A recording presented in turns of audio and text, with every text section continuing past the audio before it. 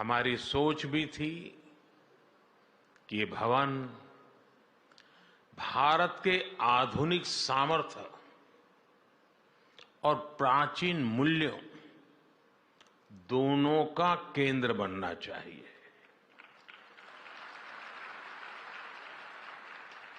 अभी कुछ महीने पहले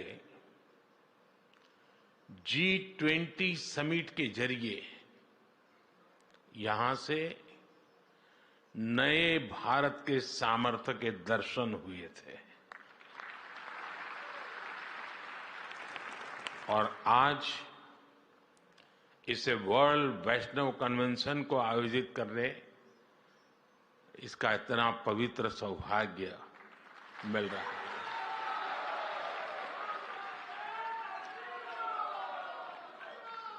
और यही तो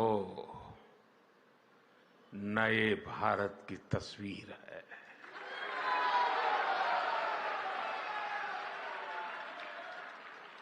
जहां विकास भी और विरासत भी दोनों का संगम है। जहां आधुनिकता का स्वागत भी है और अपनी पहचान पर गर्व भी है।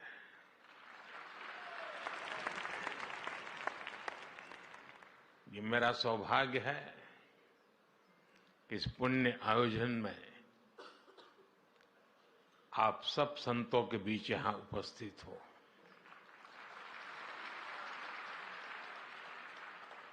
और मैं अपना सौभाग्य मानता हूं कि आप में से बहुत कई संतों के साथ मेरा निकट संपर्क रहा है।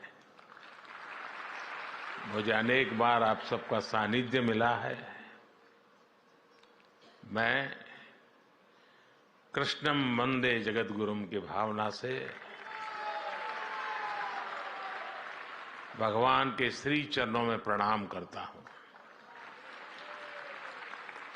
मैं श्रील भक्ति सिद्धांत प्रभुपाद जी को श्रद्धापूर्वक नमन करते हुए उन्हें आदरांजलि देता हूं, श्रद्धापूर्वक नमन करता हूं। मैं प्रभुपाद के सभी के अनुयायियों को उनकी 150वीं जन्म जयंती की हृदय से बहुत बहुत शुभकामनाएं देता हूं।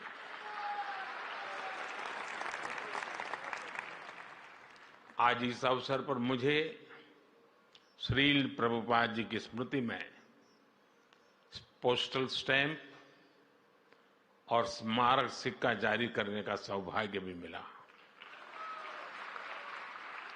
और मैं इसके लिए भी आप सभी को बधाई देता हूं। पूज्य संतगण, प्रभुपाद गोस्वामी जी की 150वीं जयंती हम ऐसे समय मना रहे हैं जब कुछ ही दिन पहले भव्य राम मंदिर का सैकड़ों साल पुराना सपना पूरा हुआ है। आज आपके चेहरों पर जो उल्लास, जो उत्साह दिखाई दे रहा है, मुझे विश्वास है इसमें रामलला के विराजमान होने की खुशी भी शामिल है।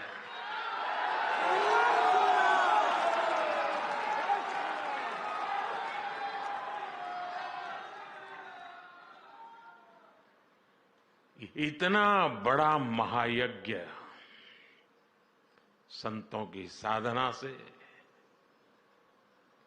उनके आशीर्वाद से ही पूरा हुआ है। साथियों, आज हम सब अपने जीवन में ईश्वर के प्रेम को कृष्ण लीलाओं को और भक्ति के तत्व को इतनी सहजता से समझते हैं। इस युग में इसके पीछे चैतन्य महाप्रभु की कृपा की बहुत बड़ी भूमिका है।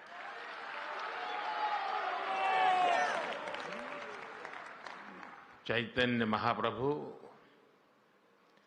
कृष्ण प्रेम के प्रतिमान थे। उन्होंने आध्यात्म और साधना को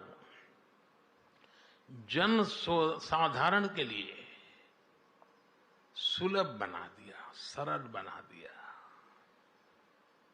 उन्होंने हमें बताया कि ईश्वर की प्राप्ति केवल संन्यास से ही नहीं, उल्लास से भी हो की जा सकती है।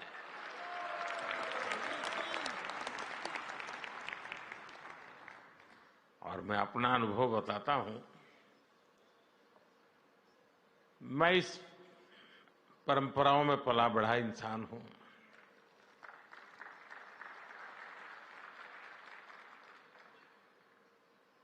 मेरे जीवन के जो अलग अलग पड़ाव है, उसमें एक पड़ाव कुछ और ही था। मैं उस माहौल में बैठता था, बीच में रहता था, भजन कीर्तन चलते थे, मैं एक कोने में बैठा रहता था, सुनता था, मन भर के, जी भर करके उस पल को जीता था, लेकिन जुड़ता नहीं था, बैठा रहता था। पता नहीं, एक बार मेरे मन को काफी विचार चले। मैंने सोचा ये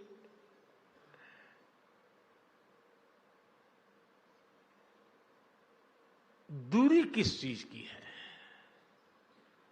वो क्या है जो मुझे रोक रहा है। जीता तो हूं, जुड़ता नहीं हूं।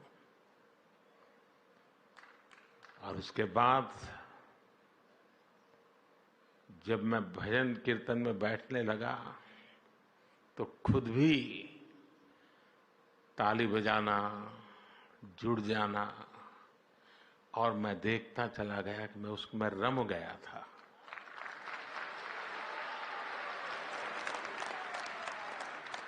मैंने चैतन्य प्रभु की इस परंपरा में जो सामर्थ्य है, उसका साक्षात्कार किया हुआ है।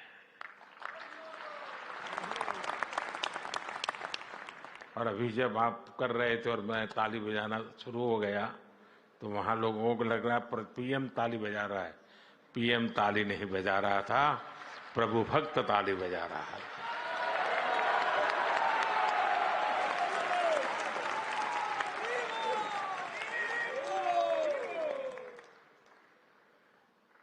चैतन्य महाप्रभु ने हमें वो दिखाया कि श्री कृष्ण की लीलाओं को, उनके जीवन को उत्सव के रूप में अपने जीवन में उतारकर कैसे सुखी हुआ जा सकता है, कैसे संकीर्तन, भजन, गीत और नृत्य से आध्यात्म के शीर्ष पर पहुंचा जा सकता है।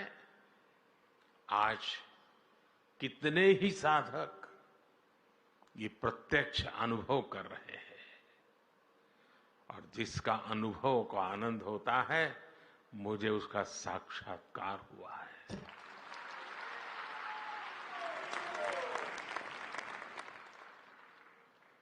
चैतन्य महाप्रभु ने हमें श्री कृष्ण की लीलाओं का लालित्य भी समझाया, और जीवन के लक्ष्य को जानने के लिए उसका महत्व भी हमें बताया। इसलिए भक्तों में आज जैसी आस्था भागवत जैसे ग्रंथों के प्रति है, वैसा ही प्रेम चैतन्य चरितामृत और भक्तमाल के लिए भी है।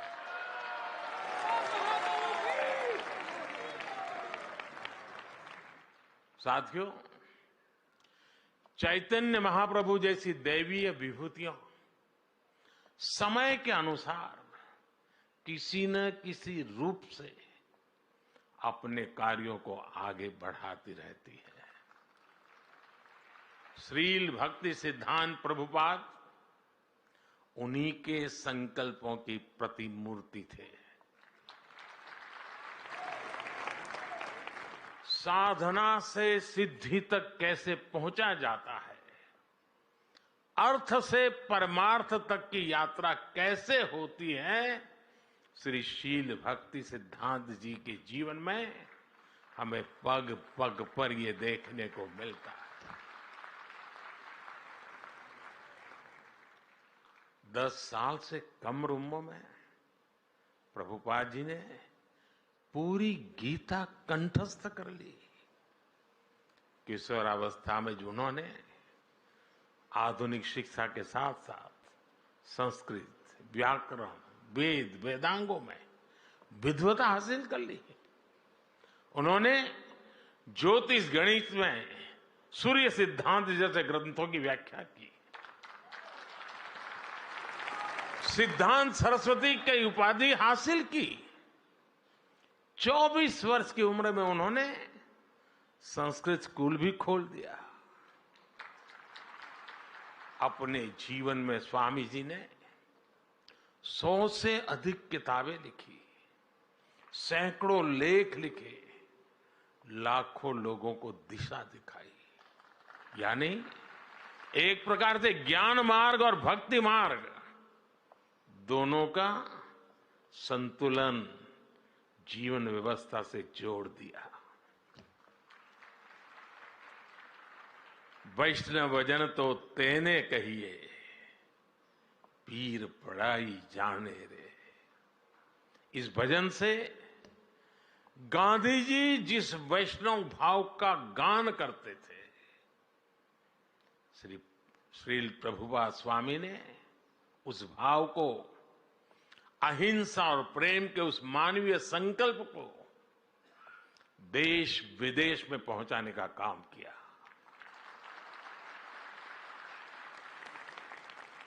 साथियों, मेरा जन्म तो गुजरात में हुआ है। गुजरात की पहचान ही है कि वैष्णव भाव कहीं भी जगे, गुजरात उससे जरूर जुड़ जाता है।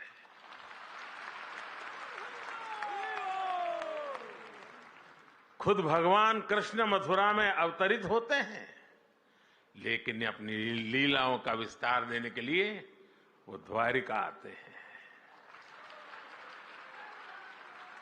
मीराबाई जैसी महान कृष्ण भक्त राजस्थान में जन्म लेती हैं, लेकिन श्री कृष्ण से एकाकार होने वो गुजरात चली आती है। ऐसे कितने ही वैष्णव संत हैं जिनका गुजरात की धरती से, द्वारिका से विशेष नाता रहा है। गुजरात के संत कवि नरसिंह मेहता, उनकी भी जन्मभूमि है। इसलिए श्री कृष्ण से संबंध, चैतन्य महाप्रभु की परंपरा, ये मेरे लिए जीवन का सहज स्वाभाविक हिस्सा है। साथियों, मैं 2016 में गौड़ीय मठ के शताब्दी समारोह में आप सबके बीच आया था। उस समय मैंने आपके बीच भारत की आध्यात्मिक चेतना पर विस्तार से बात की थी।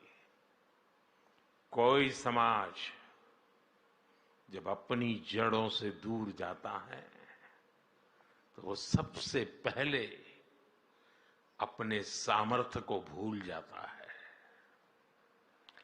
इसका सबसे बड़ा प्रभाव ये होता है कि जो हमारी खूबी होती है, जो हमारी ताकत होती है, हम उसे ही लेकर हीन भावना का शिकार हो जाते हैं। भारत की परंपरा में, हमारे जीवन में भक्ति जैसा महत्वपूर्ण दर्शन भी इससे अछूता नहीं रहा।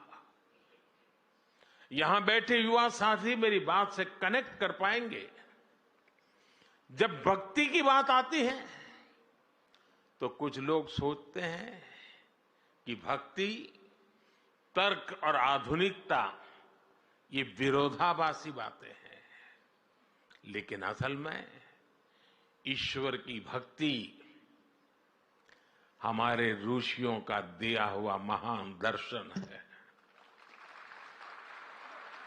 भक्ति हताशा नहीं, आशा और आत्मविश्वास है। भय भक्ति नहीं, उत्साह है, उमंग है। राग और वैराग्य के बीच में जीवन में चैतन्य का भाव भरने का सामर्थ्य होता है भक्ति में।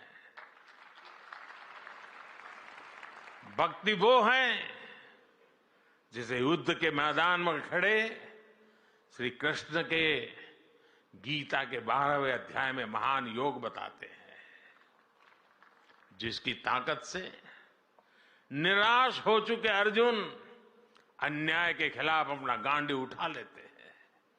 इसलिए भक्ति पराभव नहीं, प्रभाव का संकल्प है। लेकिन साथियों, ये विजय हमें दूसरों पर नहीं, ये विजय हमें अपने ऊपर हासिल करनी है। हमें युद्ध भी अपने लिए नहीं, बल्कि धर्म क्षेत्र कुरुक्षेत्र की भावना से मानवता के लिए लड़ना है। और यही भावना हमारी संस्कृति में, हमारी रगों में रची बसी हुई है। इसलिए भारत कभी सीमाओं के विस्तार के लिए दूसरे देशों पर हमला करने नहीं गया। जो लोग इतने महान दर्शन से अपरिचित थे, जो उसे समझे नहीं, उनके वैचारिक हमलों ने कहीं न कहीं हमारे मानस को भी प्रभावित किया। लेकिन हम श्रील प्रभुपाद जैसे संतों के ऋणी हैं, जिन्होंने करोड़ों लोगों को पुनः सच के दर्शन कराए, उन्हें भक्ति की गौरव भावना से भर दिया। आज आजादी के अमृत काल में गुलामी की मानसिकता से मुक्ति का संकल्प लेकर देश संतों के उस संकल्प को आगे बढ़ा रहा है। साथियों, यहां भक्ति मार्ग के इतने विद्वान संतगण बैठे हैं। आप सभी भक्ति मार्ग से भली भांति परिचित है। हमारे भक्ति मार्गी संतों का योगदान आजादी के आंदोलन में भक्ति आंदोलन की भूमिका अमूल्य रही है। भारत के हर चुनौतीपूर्ण कालखंड में कोई न कोई महान संत, आचार्य, ऋषि, मुनि किसी न किसी रूप में राष्ट्र को दिशा देने के लिए सामने आए हैं। आप देखिए, मध्यकाल के मुश्किल दौर में जब हार भारत को हताशा दे रही थी, तब भक्ति आंदोलन के संतों ने हमें हारे को हरि नाम, हारे को हरि नाम मंत्र दिया। इन संतों ने हमें सिखाया कि समर्पण केवल परम सत्ता के सामने करना है। सदियों की लूट से देश गरीबी की गहरी खाई में था। तब संतों ने हमें त्याग और तितिक्षा और जीवन जीकर अपने मूल्यों की रक्षा करना सिखाया। हमें फिर से ये आत्मविश्वास से हुआ कि जब सत्य की रक्षा के लिए अपना सब कुछ बलिदान किया जाता है तो असत्य का अंत होकर ही रहता है। सत्य की ही विजय होती है, सत्यमेव जयते। इसलिए आजादी के आंदोलन को भी स्वामी विवेकानंद और श्रील स्वामी प्रभुपाद जैसे संतों ने असीम ऊर्जा से भर दिया था। प्रभुपाद स्वामी के पास नेताजी सुभाष चंद्र बोस और महामना मालवीय जैसी हस्तियां उनके आध्यात्मिक मार्गदर्शन लेने आती थी। साथियों, बलिदान देकर भी अमर होने रहने का यह आत्मविश्वास हमें भक्ति योग से मिलता है। इसलिए हमारे ऋषियों ने कहा है, अमृत स्वरूपाच, अर्थात वह भक्ति अमृत स्वरूपा है। आज इसी आत्मविश्वास के साथ करोड़ों देशवासी राष्ट्रभक्ति की ऊर्जा लेकर अमृत काल के में प्रवेश कर चुके हैं।